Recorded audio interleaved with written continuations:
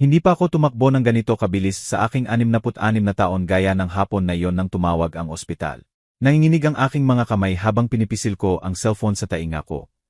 Nakikinig sa mabilis na boses ng doktor na sinasabing dinalaw sa emergency surgery si Julian, ang aking asawa. Sa loob ng 42 taon nakita ko siyang magkasakit, tumayo, matumba, at muling bumangon. Pero hindi ko pa siya naramdamang ganito kalayo sa akin hanggang sa sandaling iyon. Amoy disinfektante at takot ang pasilyo.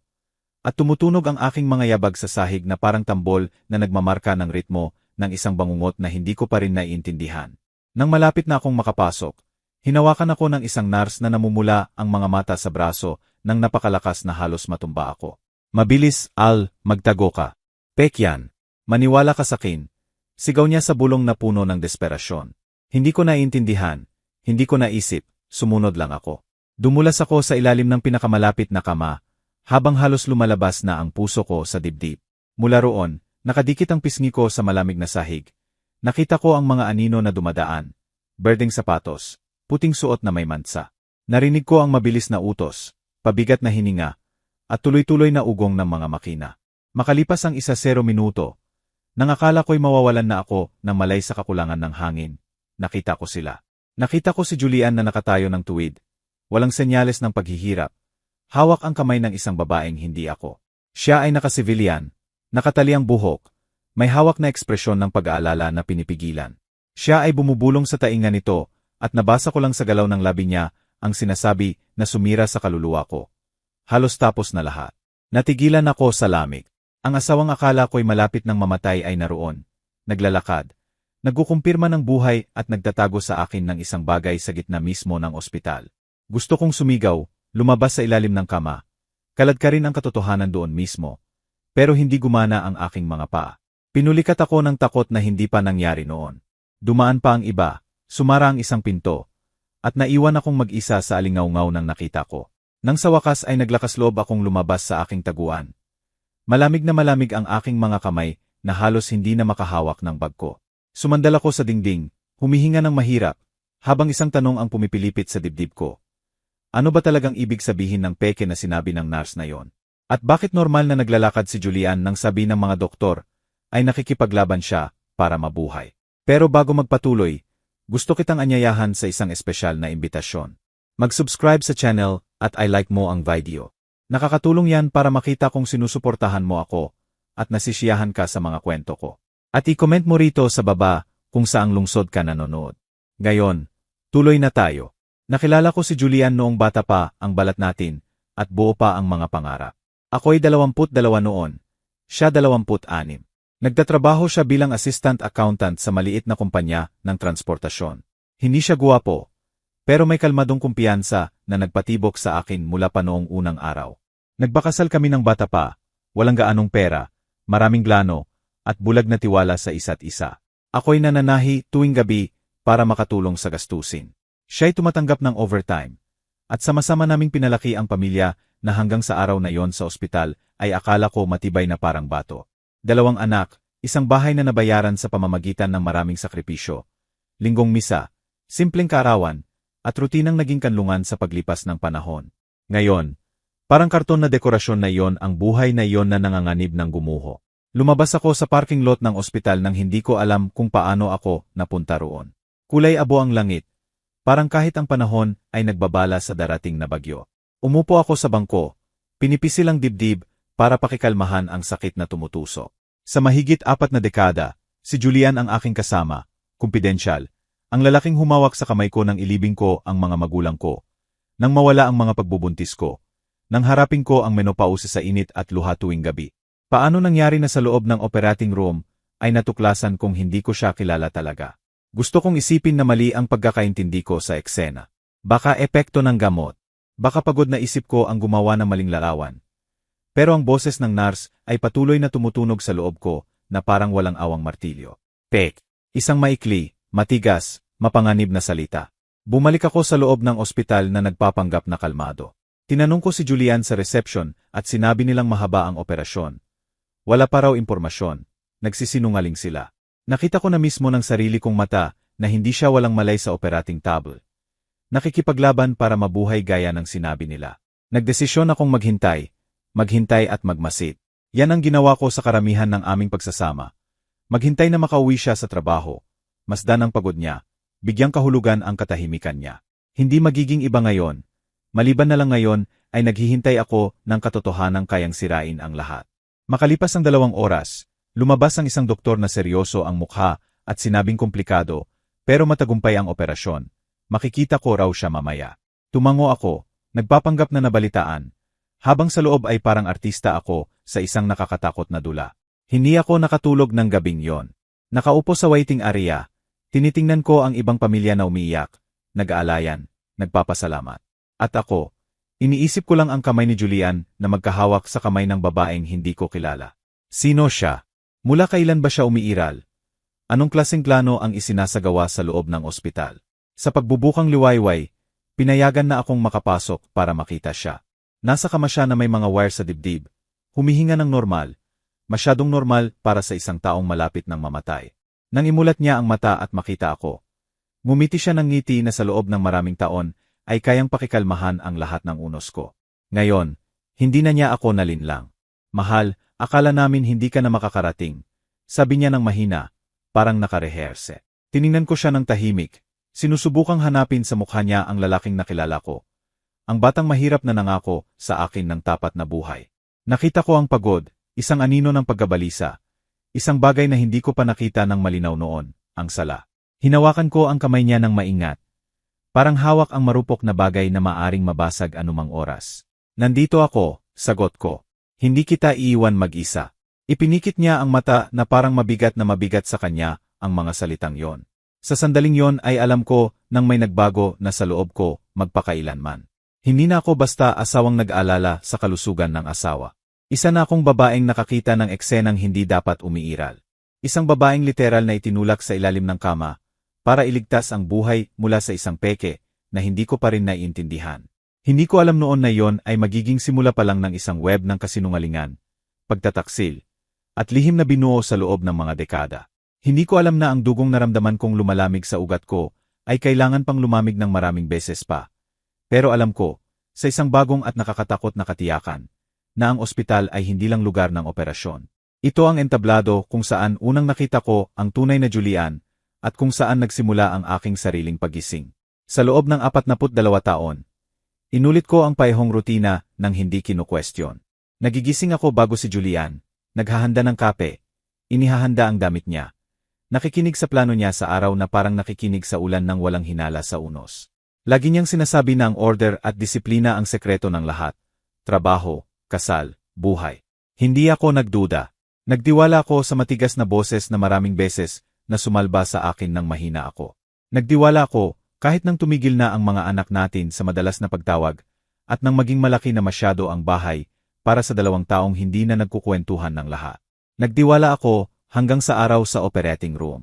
Habang natutulog siya na nakakonekta sa mga makina, binabalikan ko ang aming kasaysayan na parang sinusuri ang isang pelikula para hanapin ang eksenang napalampas noon. Naalala ko ang unang paglipat.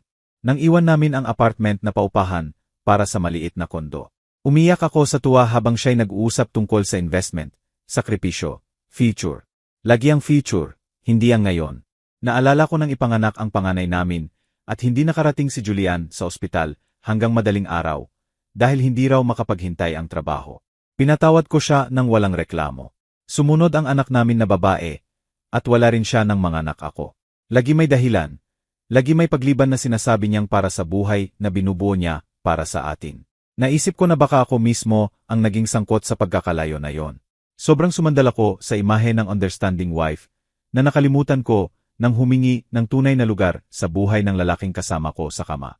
Tinanggap ko ang katahimikan niya, ang late night calls, biglang biyahe, negosyo na hindi niya ipinaliwanag ng malinaw. Huwag kang mag-alala, Clara, sabi niya, may mga bagay na mas mabuting hindi nahahalo sa tahanan. Tumango ako at bumalik sa gawain ko. Naniniwala na ang tunay na pag-ibig ay hindi nagtatanong ng mga bagay na nakakahiya. Pero ngayon, nakaupo sa tabi ng kama niya sa ospital. Ang mga paglibang na yon ay nagkaroon ng mukha. Mga kamay ng babae na magkahawak sa kanya. Isang eksenang ayaw tanggapin ng memorya ko. Tiningnan ko siya ng mabuti. Nakakunot ang noo niya kahit natutulog. Parang kahit sa pahinga ay nagkakalkula pa rin ang isip niya. Bahagya ang galaw ng labi niya.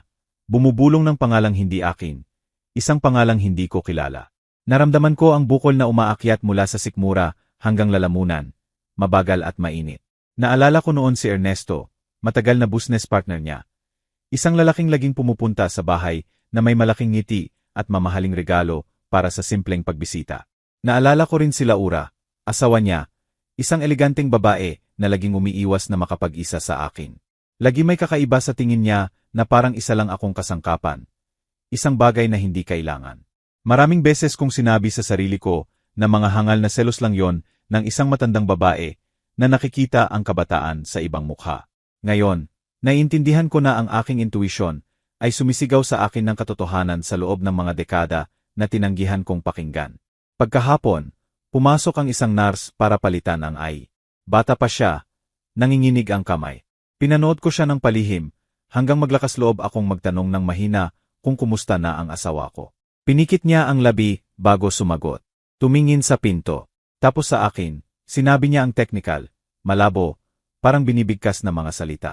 Nang umalis siya, naramdaman kong wala siyang sinabi na totoo. Parang kahon ng walang laman na salita ang ospital na yon. Lumabas ako sa pasilyo para huminga at sumandal sa dingding. Sa unang pagkakataon sa buhay ko, natakot ako sa sarili kong asawa. Hindi pisikal na takot, hindi sa lalaking kilala ko, kundi sa lalaking nagsisimula ng lumitaw sa likod ng maskara ng perpektong asawa. Naalala ko ang mga lumang pagdatalo, maliliit na eksena na lagi kong pinapaliit, ang pagkakataon na nakita ko ang mga resibo sa pangalan ng kumpanyang hindi ko kilala, ang araw na umuwi siya ng may amoy ng pabango na hindi akin, ang biglang pagbabago ng mood niya, ang obsesyon niyang itago ang mga dokumento, lagi ko silang sinasabi na okay lang. Lagi akong eksperto sa pag-justify ng lahat. Dumating ang aming mga anak, Marcos at Elena, sa ospital ng gabing yon. Si Marcos ay may tensyon sa mukha. Si Elena ay namumula ang mata. Niyakap ko sila habang sinusubukang iparating ang kalmadong hindi ko nararamdaman. Tinanong nila ang ama nila, ang operasyon, ang mga doktor. Inulit ko ang opisyal na bersyon ng hindi nabubulol. Hindi pa ako handa na sirain ang imahe ng lalaking hinahangaan nila. Naniniwala pa rin ako na baka lang, mali ako. Nang maiwan kami ni Elena sa cafeteria, tiningnan niya ako ng mabuti. Ma, ang kakaiba mo, sabi niya. Hindi ka umiyak. Hindi ko alam ang isasagot. Paano ko ipapaliwanag na hindi ako umiyak dahil ubos na ang luha ko sa loob para sa tiwala na natira? Paano ko sasabihin sa kanya na may namatay sa loob ko, sa ilalim ng kama, sa ospital na hindi ko maipaliwanag? Hinaplos ko ang kamay niya at ngumiti. Pagod lang ako, anak. Tumango si Elena, pero hindi siya kumbinsido. Tiningnan niya ako na parang noong bata pa siya, at alam niyang may tinatago ako. Gabing yon, umuwi kami sa bahay. Ang bahay na sa loob ng maraming taon kong inaakala na kanlungan ay parang estranghero na ngayon. Bawat bagay ay parang tahimik na saksi ng kasinungalingan. Pumasok ako sa kwarto at nanatili ang amoy ni Julian sa dingding. Binuksan ko ang aparador halos sa biglang galaw. Hindi alam kung ano ang hinahanap. Inilipat ko ang mga polo, suit, sapatos. Doon ko nakita isang maliit na secret compartment sa likod ng maluwag na tabla. Sa loob ay mga sobre, lumang dokumento, litrato, at isang black pen drive na walang brand. Nanginginig ang kamay ko. Kinuha ko ang isang sobre. Sa loob ay photocopy ng eye ng babaeng nasa ospital. Sa ibaba, petsa na mahigit 30 taon na ang nakalipas. Naramdaman ko ang suntok ng nakaraan ng diretso sa dibdib. Hindi bagong dating ang babaeng yon. Umiiral na siya habang nananahi ako sa gabi na akala ko'y nag-overtime si Julian. Habang pinalalaki ko ang mga anak na akala ko'y hinahabol niya ang future para sa lahat. Inilagay ko ulit lahat sa lugar na eksakto kong kinuha. Ang takot, may pangalan na ngayon. At kasabay ng takot, isang tanong na lalong nakakatakot. Kung naitago niya yon sa loob ng 30 taon, ano pa ang kayang itago? Umupo ako sa walang laman na kama, at sa unang pagkakataon pinayagan ko ang sarili kong umiyak ng walang ingay. Hindi lang para sa pagtataksil ang iyak ko. Umiyak ako para sa aking sarili, sa babaeng nagtiwala ng walang hanggan, sa mga taong hindi nababalik.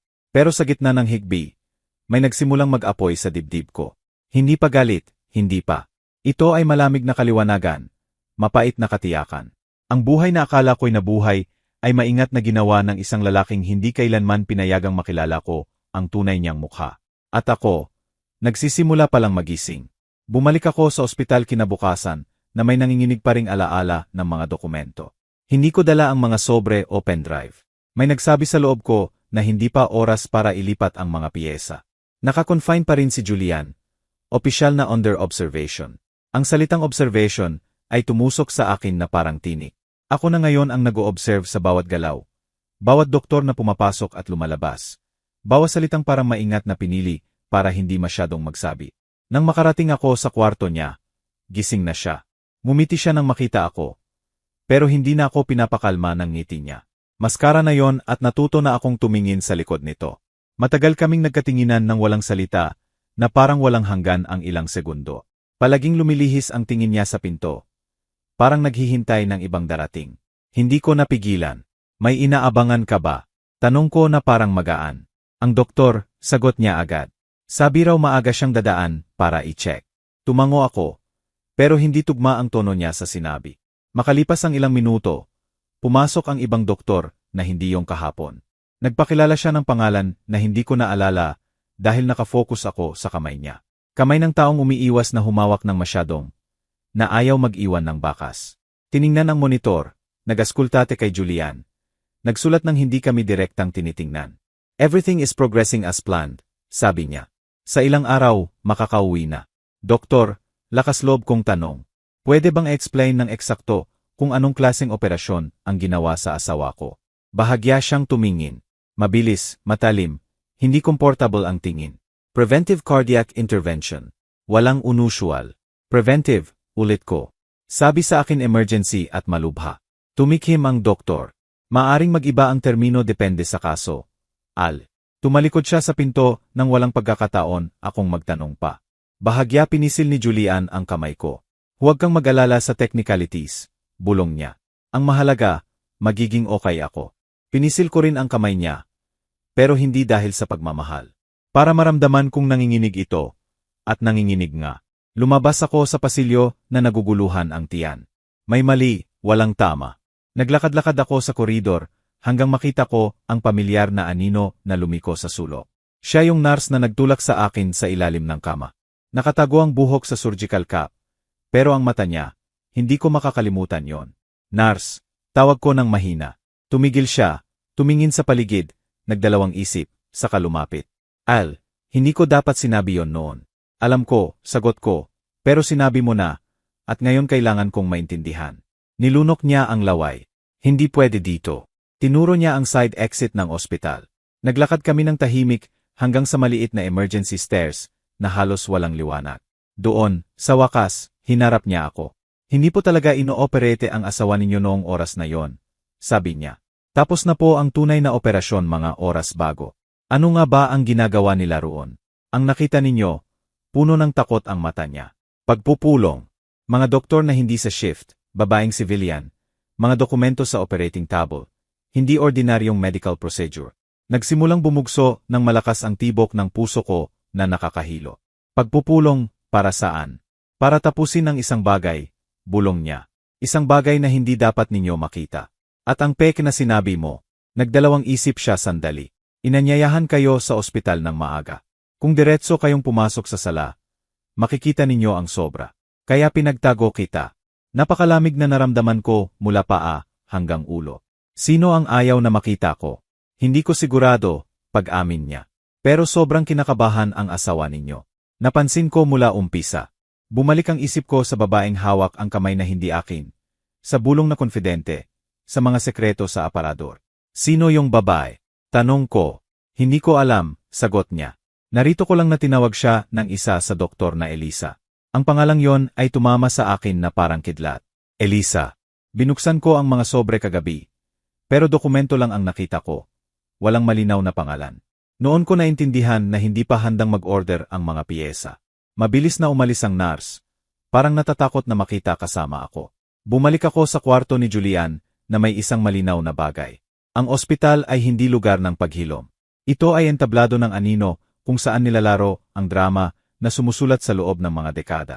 Nang araw na yon, habang natutulog siya dahil sa sedation pagkatapos ng routine check, sinamantala ko para suriin ang gamit niya. Nakita ko ang cellphone na hindi niya karaniwang gamit. Alam kong mali. Alam kong may konsekwensya ang pagtawid sa linya na yon. Pero wala nang balikan. Binuksan ko ito, lumitaw ang lock screen. Sinubukan ko ang mahahalagang petsa. Anniversary namin, kaawan ng mga anak. Wala. Sinubukan ko ang petsa sa dokumento sa bahay. Agad bumukas. Nagpawis ang kamay ko. Mga mensahe, tawag, audio notes, lahat sa isang kontak na may initials lang. Binasa ko muna ang pinakabagong mensahe. Halos tapos na lahat. Paglabas niya sa ospital, walang magdududa. Magaling ka. Naduwal ako sa pagkasuka. May mga litrato, selfie sa lugar na hindi ko kilala. Mga restaurant, biyahe, kahit apartment na hindi sa atin. Mga lalaki at babae na ngumingiti sa paligid ng eleganteng hapag. Wala ni isa sa pamilya ko. May incoming call na nag-interrupt. Lumitaw ang pangalan sa screen. L. Hindi ko sinagot. Nag-vibrate ulit ang phone. Tapos mense. Everything under control. Pinatay ko ang device nang nanginginig ang kamay. Inilagay ko ulit sa eksaktong lugar sa drawer. Umupo ako sa tabi ng kama at pinanood siyang matulog. Ang lalaking naging tahanan ko ay unti-unti nang nagiging estranghero. Gabing yon, sa bahay, inilabas ko na ang mga sobre mula sa taguan. Binasa ko ang mga dokumento na may selyo ng private clinics, kontrata ng medical societies, transfer ng pera sa mga pangalang hindi ko narinig noon. Hindi lang parallel life ang meron si Julian. May hidden business siya at hindi malinis. Ang pendrive ang mas nakakatakot kaysa sa papeles. Ikonekta ko sa computer habang lumulubog ang puso ko. Compressed videos, audio recordings, ilan may label na backup, iba final. Binuksan ko ang una. Puno ng boses ni Julian ang kwarto. Kung may magkamali, siguraduhin ninyong hindi makikita ng asawa ko kahit ano. Sabi niya ng malamig. Hindi dapat siya makaalam kahit kailan. Nakaupo ako sa dilim ng sarili kong kwarto. Nakikinig sa asawa kong nag-organisa ng sarili kong kamangmangan. Ipinikit ko ng mahigpit ang mata. Hindi na lumalabas ang luha. Hindi na ako makaiyak. Pumasok na ako sa ibang yugto ng sakit. Yung kung saan nagiging matigas ang kaluluwa para hindi mabasag. Sa sandaling yon naintindihan ko ang mahalaga. Ang operasyon ay hindi para iligtas ang buhay niya, kundi para protektahan ang sekreto at ang presensya ko sa ospital ng hapong yon ay pagkakamali sa kanyang perpektong plano. Pero pagkakamali na hindi na niya mabubura. At ako, na sa loob ng 40 taon ay ang babaeng hindi nagtatanong, ay naging ang babaeng hindi natatanggap ng kahit isang kasinungalingan pa. Halos hindi ako nakatulog pagkatapos makinig sa recording. Ang mukha ni Julian, ang kalkuladong boses niya, ang malamig na paraan niya ng pagsabi na hindi ko dapat makita. Lahat ay umiikot sa ulo ko na parang walang tigil na martilyo. Sa pagbubukang liwayway, tuyot at namamaga ang mata ko sa inyak sa loob ng walang isang patak na lumabas. Tiningnan ko ang salamin at ang babaeng nakita ko ay hindi na yung pumasok sa ospital na tumatakbo 2 araw bago. May bago sa tingin ko, halo ng takot, kaliwanagan, at tahimik na determinasyon na hindi ko pa naranasan noon. Bumalik ako sa ospital na may isang hangarin. Makita siya, si Elisa. Hindi ko alam kung paano, hindi ko alam kung saan. Pero sigurado ako na habang buhay si Julian, darating at darating siya. Ang mga taong may ganitong kalaking sekreto ay hindi makakalayo sa mga kasabwat. Nanatili ako sa waiting area na nagpapanggap na nagbabasa ng lumang magazine habang pinapanood ang bawat mukha na dumadaan sa pinto. Dumaan ang mga doktor, nurse, kamag-anak ng ibang pasyente at saka ko siya nakita. Nakilala ko agad, kahit nakasobre ngayon. Light coat at dark glasses. Naglalakad ng may kumpiyansa. Parang siya ang may-ari ng lugar na yon. Bumibilis ang tibok ng puso ko. Pero nanatiling walang galaw ang katawan ko. Tumigil siya sa information counter. Binigay ang pangalan ni Julian at tinanong ang kwarto ng natural. Walang gulat sa kanila sa presensya niya. Pinainit yon ang dugo ko. Hinintay ko siyang sumakay sa elevator. Binilang ko hanggang 1-0, eksaktong 1-0. Tapos sinundan ko. Nakita kong pumasok siya sa kwarto. Bahagyang nakabukas ang pinto. Mula sa pasilyo narinig ko ang boses niya. Malambot, intimate, masyadong malapit para sa simpleng bisita. Lahat ayon sa plano. Sabi niya, walang nagdududa. Nandito siya, sagot ni Julian mula sa kama. Alam ko. Sabi nila muntik nang makapasok sa sala. Naramdaman kong naubos ang hangin sa baga ko. Tungkol sa akin ang pinag-uusapan nila. Binuksan nila ang sugat na hindi ko pa maipikit. Hindi na maulit, sabi niya. Pagtapos na to, wala na tayo sa abot niya. Tumahimik si Julian sandali. Huwag mong maliitin si Clara, sabi niya sa wakas. Mas matapang siya kaysa sa akala mo. Sa unang pagkakataon sa mga dekada, tinawag niya akong Clara ng walang lambing, walang pagmamahal, parang panganib ako, isang bagay na kailangang kontrolin. Hindi ako pumasok, walang ingay, umatras ako ng dahan-dahan bago nila ako makita.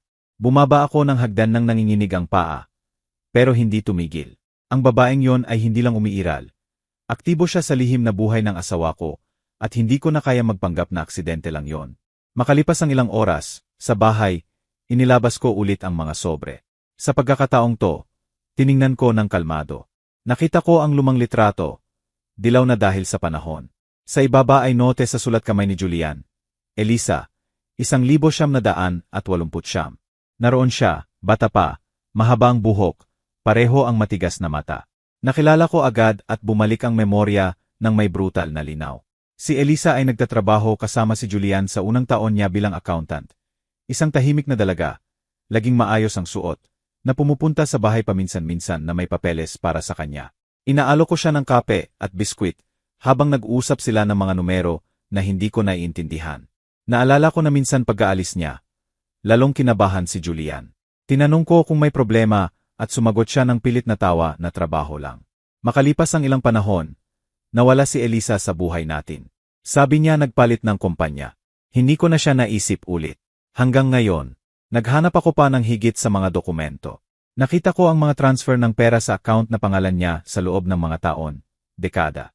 Hindi maliit na halaga, mga halagang nagpapaliwanag ng maraming bagay. Ang biglang biyahe, tahimik na luho, mga pagliban.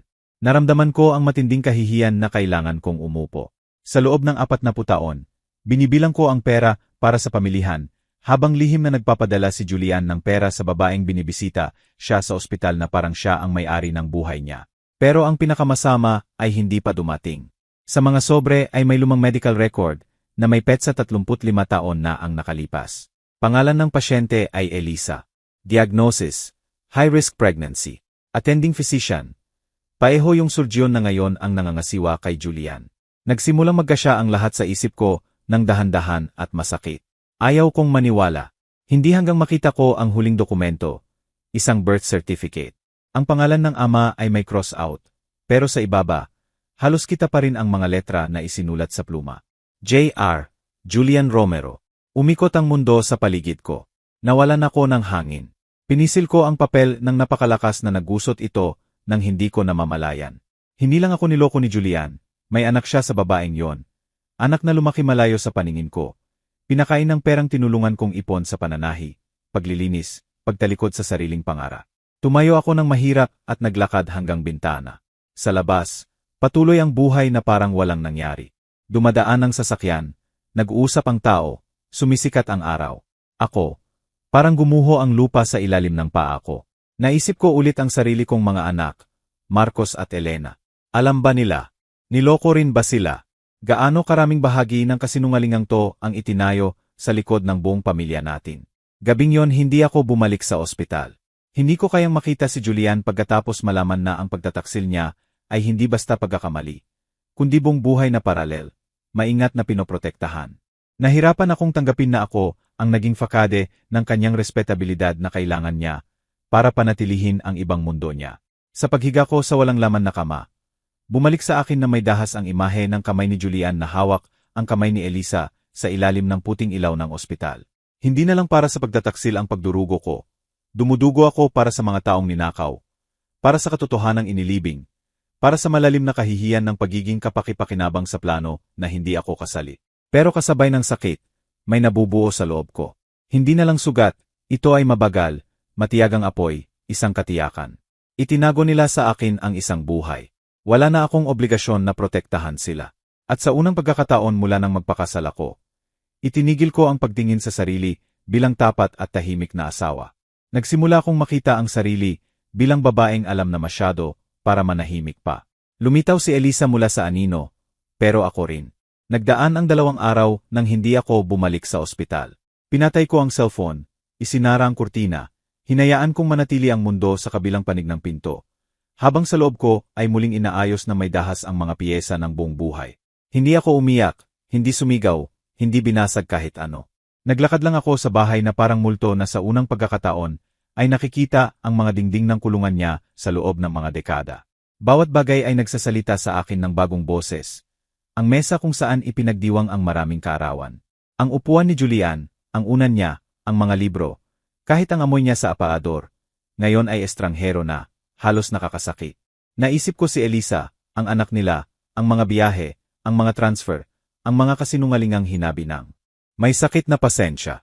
Naisip ko ang aking sarili, si Clara, ang babaeng naniniwala sa kasal na matibay na hindi naisip na kaya magtayo ng ibang pamilya, ang asawa, habang siya'y tumatanda na hawak ang fakede. Ang pagtataksil ay hindi na lang sumasakit bilang asawa, sumasakit bilang babaeng nagbigay ng kabataan, oras, katawan, at pananampalataya sa lalaking ginamit lahat yon bilang kasangkapan para panatilihin ang double buhay. Binuksan ko ulit ang pendrive.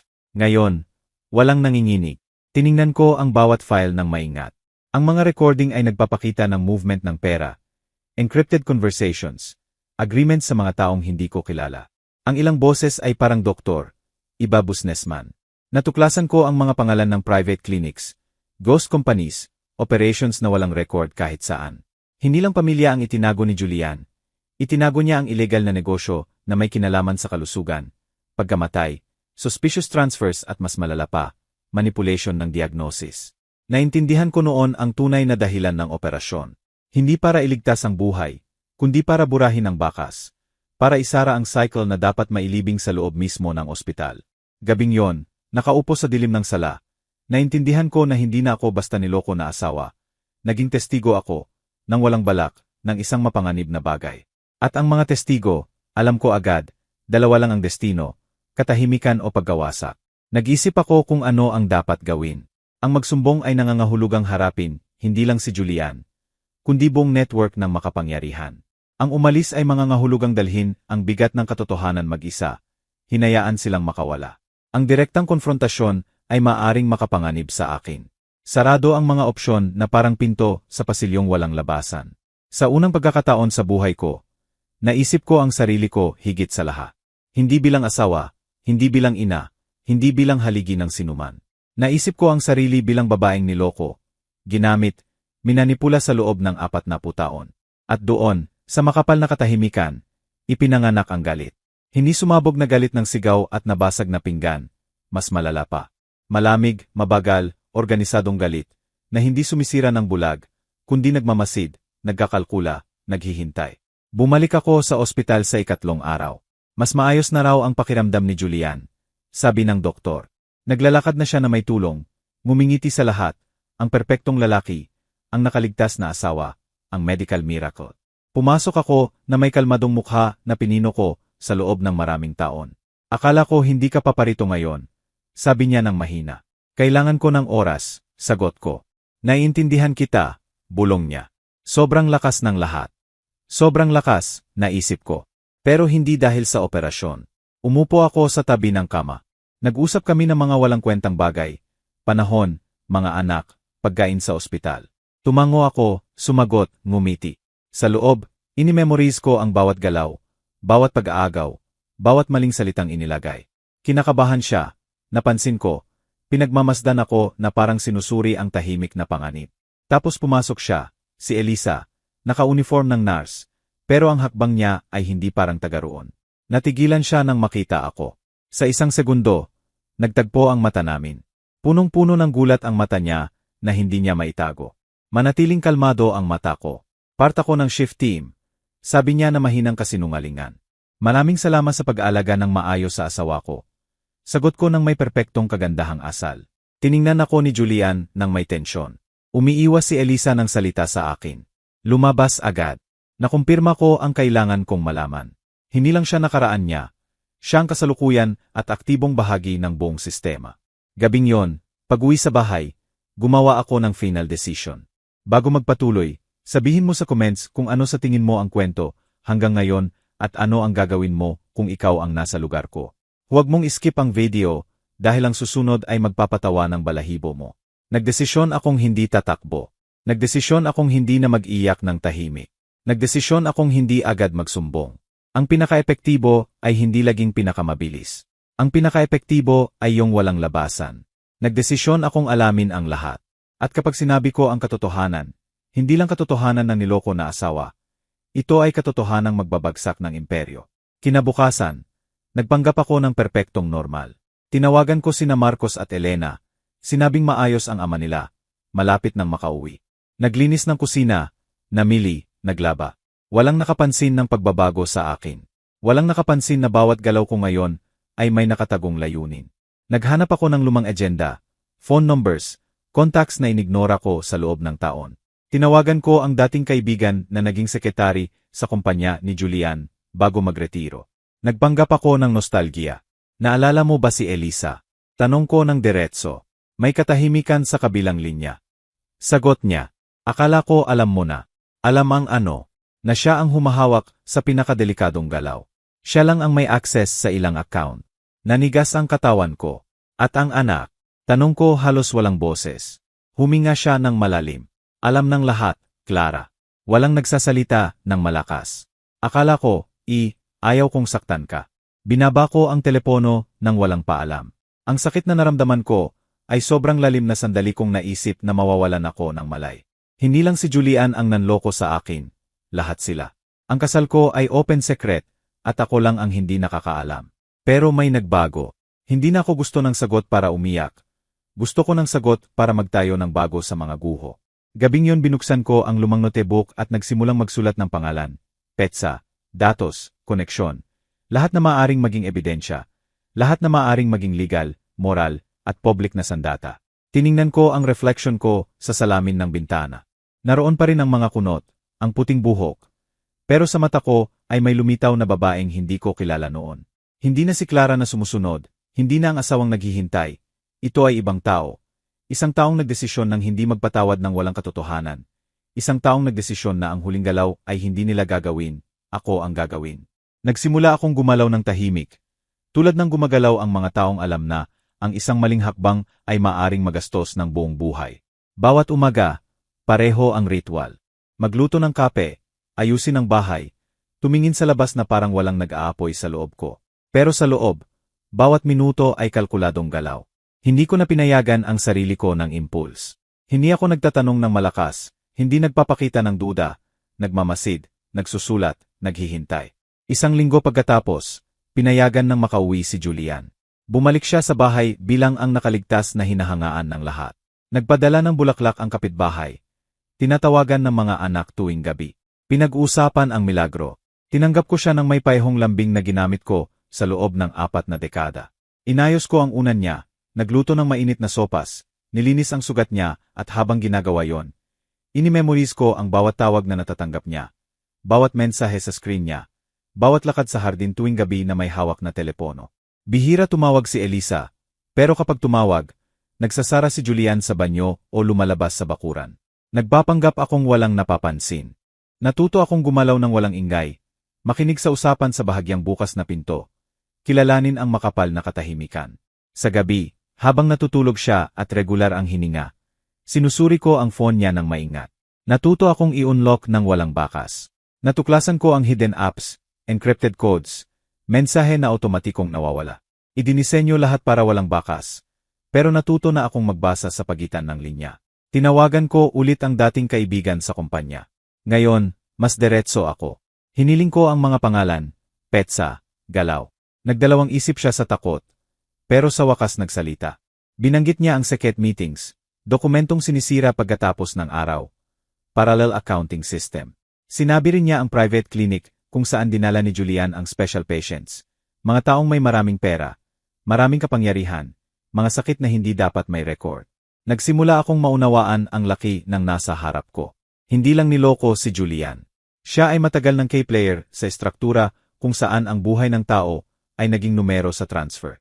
Isang hapon, habang mahimbing na natutulog siya dahil sa sedative, pumasok ako sa studio niya. Yung kwarto na halos hindi ko pinapasukan dahil sa respeto sa trabaho niya. Doon ko nakita ang hinintay ko mula umpisa. Ang wall safe sa likod ng lumang painting. Alam ko na ang kombinasyon dahil sa isa sa mga audio niya. Binuksan ko ng walang hirap. Sa loob ay cash, passport sa pangalan ng iba, kontrata sa wika na halos hindi ko naiintindihan, at black notebook na sulat kamay ni Julian. Kinuha ko ng malamig ang kamay. Hindi love notes o personal reflection. Mga listahan, bayad, pangalang may cross-out, medical notes, initials, petsa ng procedures. Naduwal ako nang mabasa ang isa. Patient RM. Diagnosis altered. Family not informed. Naalala ko si Raimundo, dating kilala sa barangay na namatay ilang taon na ang nakalipas pagkatapos ng Gyumanoy routine operation. Dumalo ako sa libing niya na may dala na homemade keke. Naisip na unfair ang buhay. Ngayon, naiintindihan ko na may address din ang kawalan ng hustisya. Isinara ko ang sefe na parang walang nangyari. Bumalik sa kusina at nagpainit ng tubig. Nagising si Julian makalipas. Anong ginagawa mo? Tanong niya. Ang dati, sagot ko, inaalagaan kita. At totoo yon, inaalagaan ko siya. Inaalagaan ko siya gamit ang sarili kong kamay. Nagsimula akong bumisita sa dating kakilala sa ilalim ng inosenteng dahilan. May sakit na tiya, nakalimutang anniversary, casual na kape. Sa bawat tagkikita, nagtatanong ako ng mga bagay na parang alaala lang. Pero talagang naghahanap ng pattern. Natuklasan ko ang maagang pagkamatay, conflict na mana, confusing diagnosis. Unti-unti, nagkakaroon ng hugis ang puzzle. Isang gabi, dumating si Elisa sa bahay. Nasa sala ko nang marinig ko ang boses niya sa may pintuan. Walang prior call. Walang paalam. Tumayo agad si Julian, hindi comfortable. Hindi ka dapat pumunta rito, bulong niya. Kailangan nating mag-usap, sagot niya ng matatag. May hindi tama sa plano. Pumasok ako sa may pintuan na may kalmadong ngiti. Magandang gabi. Gusto mo bang kape? Tiningnan ako ni Elisa nang may halos hindi nakatagong paghamak. Salamat, hindi na, sagot niya. Dumating lang ako para sa urgent matters. Kung ganon, pag-usapan ninyo rito, mungkahi ko. Bahay ko rin to. Nanigas si Julian. Nagdalawang isip si Elisa. Sandali kong akala na alis siya. Pero sa wakas tumango siyang manatili. Nag-usap sila ng mga term na sa pandinig ng iba ay parang ordinaryong negosyo. Deadline, delivery, delay, documents. Naghahain ako ng tubig at biskwit na parang walang naiintindihan. Pero bawat salita ay nakafile sa memorya ko. Bago umalis, tiningnan ako ni Elisa ng diretso. Napakalakas ninyong babae, sabi niya. Hangang-hanga ako. Hindi mo ako kilala, sagot ko ng kalmado. Baka higit pa kaysa sa akala mo. Isinara ko ang pinto pagkaalis niya. Hindi ako tiningnan ni Julian sa mata sa natitirang gabi. Mula noon, alam ko nang naubos na ang oras. May gumagalaw sa pagitan nila, isang malaking bagay. At kailangan kong bilisan ang hakbang ko. Gumawa ako ng digital file na may kopya ng lahat, documents, transfers, audios, litrato, pangalan. Pinaghiwalay ko sa 3 pendrive. Isa sa akin, isa itinago ko sa labas ng bahay sa lugar na ako lang ang nakakaalam. Ang pangatlo ay ipinagkatiwala ko sa taong hindi nila akalaing magkakaroon yon. Ang asawa ng isa sa dating partner ni Julian. Isang babaeng nagdusa rin ng tahimik sa halos parehong kwento. Kung may mangyari sa akin, sabi ko, ibigay mo sa media. Naintindihan niya nang walang tanong. Bawat gabi bago matulog, binabalikan ko sa isip ang mga galaw na parang invisible chessboard. Akala nila sila ang may kontrol. Akala nila nabura na nila ang lahat ng bakas. Akala nila ako pa rin yung babaeng hindi nagtatanong, sumusunod, nagtiwala ng bulag. Hindi nila alam na hindi na ako naglalaro para iligtas ang kasal. Naglalaro ako para iligtas ang katotohanan ko.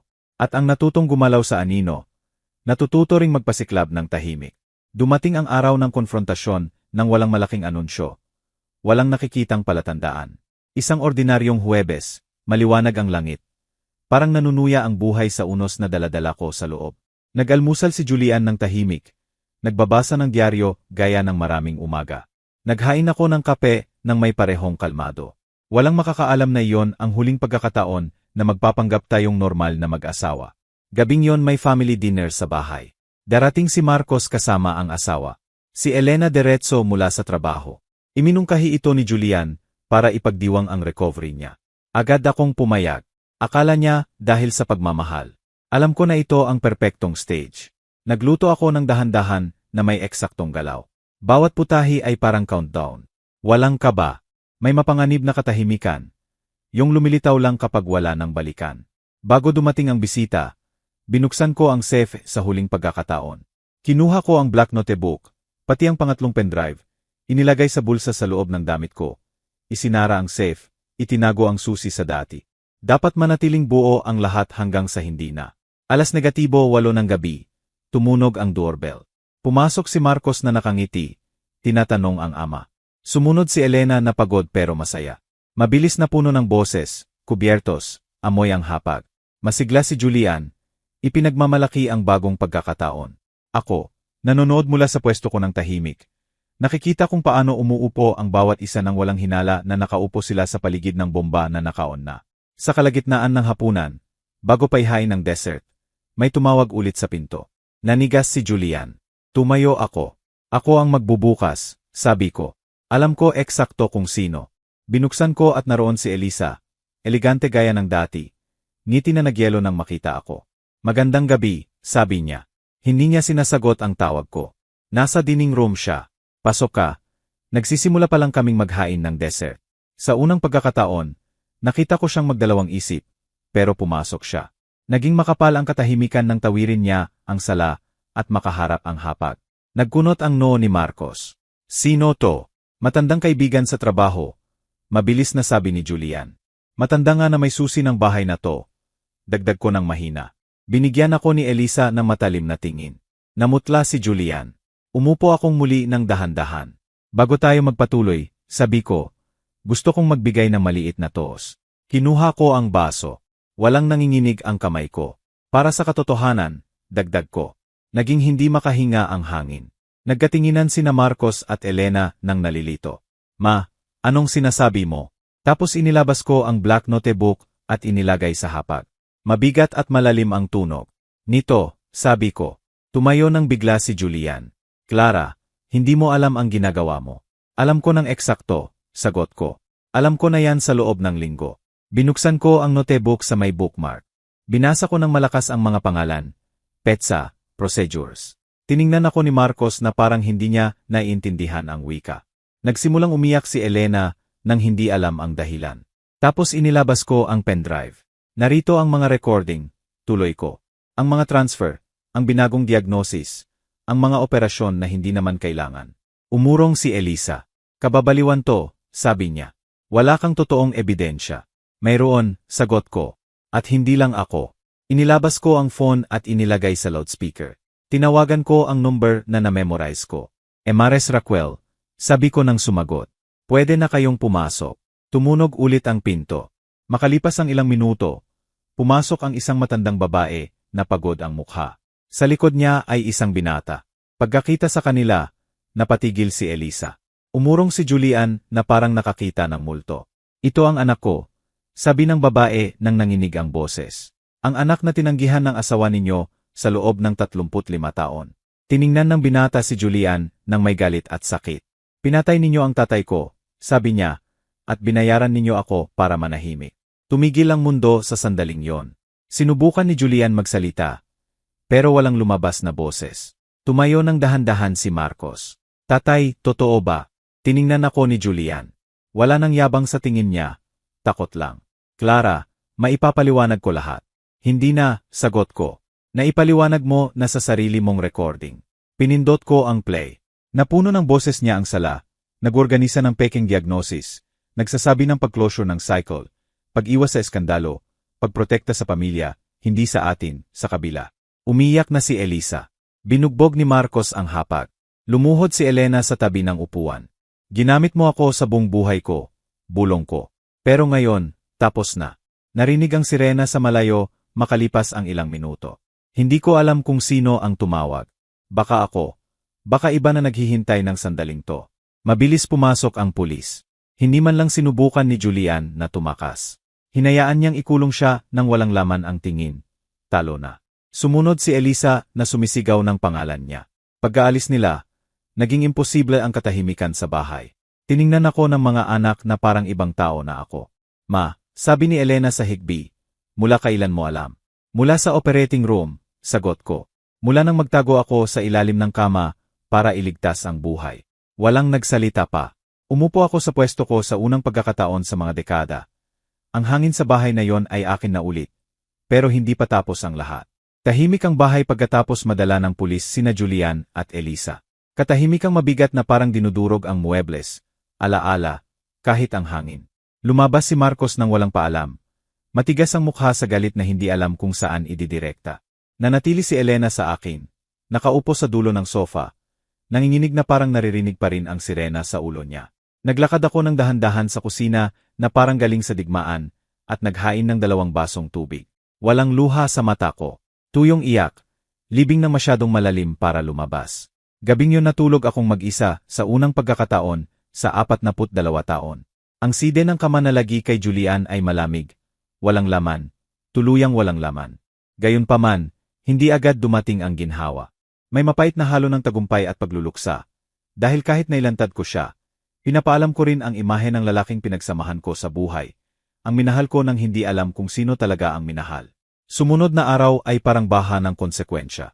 Dumating ang media sa harap ng bahay. Nagbulong-bulungan ang kapitbahay sa likod ng kurtina. Tumanggap ng mensahe ang mga anak mula sa dating tinatawag na kaibigan. Lumaki ang eskandalo na parang apoy na pinakain ng mga dekada ng katahimikan. Inimbestigahan ang mga klinik, na-freeze ang mga account, tinanong ang mga partner. Ang natuklasan ko ng tahimik ay naging publiko ng mabilis na parang kidlat. Hiniling ni Julian na makita ako mula sa kulungan makalipas ang 1 linggo. Sinabi ng abogado na karapatan niya. Gusto raw niyang ipaliwanag ang mahalagang bagay. Pumayag ako, hindi para sa kanya, para sa akin. Alam kong kung hindi ko isasara ang bilog na yon, may mananatiling bukas sa loob ko magpakailanman. Pagkakita ko sa kanya sa kabilang side ng salamin, hindi na siya ang makapangyarihang lalaking kilala ko. Nakayuko, ubos ang mukha sa mga gabing walang tulog.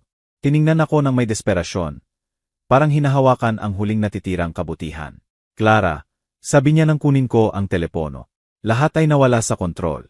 Lahat ay lagi sa ilalim ng kontrol mo. Sagot ko ng kalmado. Maliban ngayon, sumali na rin ako sa laro. Hindi ko sinasadyang saktan ka, bulong niya. Nawala sa kamay ko ang buhay. Ngumiti ako ng may lungkot na hindi niya naintindihan. Hindi, Julian. Ikaw ang gumawa ng buhay ko bilang kasangkapan para panatilihin ang sayo. Yan ay hindi nawawala sa kontrol. Yan ay pagpili. Tumahimik siya. Namasa ang mata niya. Pero hindi na ako naantig. May dapat mong malaman. Sabi niya bigla nang ibaba ang boses. Ang huling file sa pendrive, yung may label na final. Akala mo nakita mo na lahat, pero hindi pa. Tiningnan ko siya ng mabuti sa unang pagkakataon mula pagpasok ko. Sabihin mo, may account na hindi pa natutuklasan. Isang phone na hindi sa pangalan ni Elisa o kahit sinong partner. Nasa pangalan mo, Clara. Biglang bumaliktad ang puso ko. Anong sinasabi mo? Sa loob ng mga taon, nilihis ko ang pera nang walang makakapag-trace pabalik sa akin. Pag-amin niya. Ginawa ko para protektahan ang labasan para sa'yo. Para sa akin. Tumawa ako nang hindi naniniwala.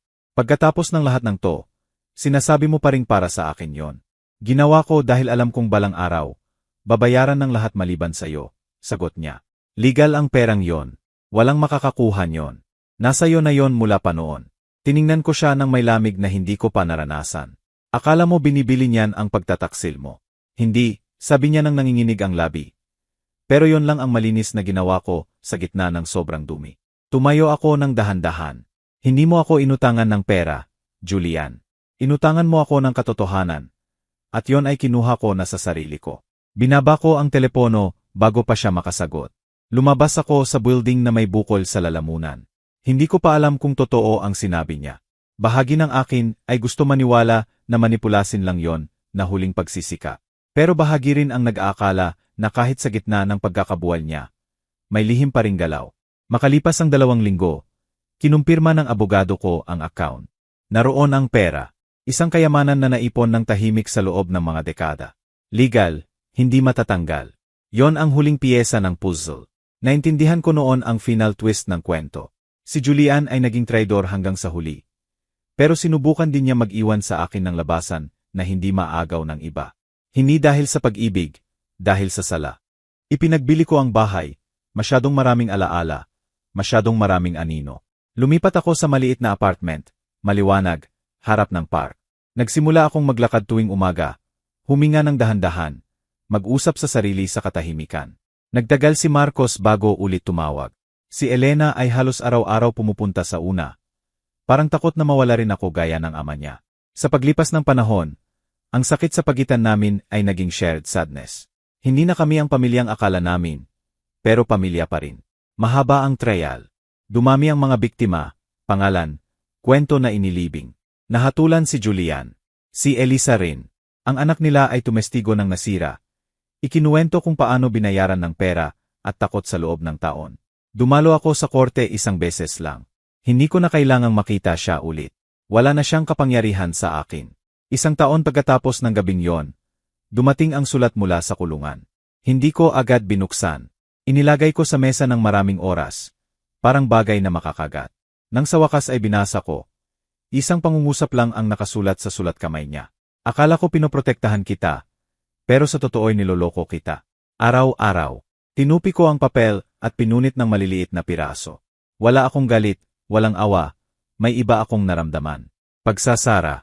Sa pera mula sa account, tahimik kong tinulungan ang ilang pamilya na natuklasan ko sa investigasyon ko. Mga biyuda, mga anak, mga taong nasaktan ng parehong kamay na niloko ako. Hindi ko ginawa bilang charity. Ginawa ko bilang tahimik na hustisya. Walang nakakaalam.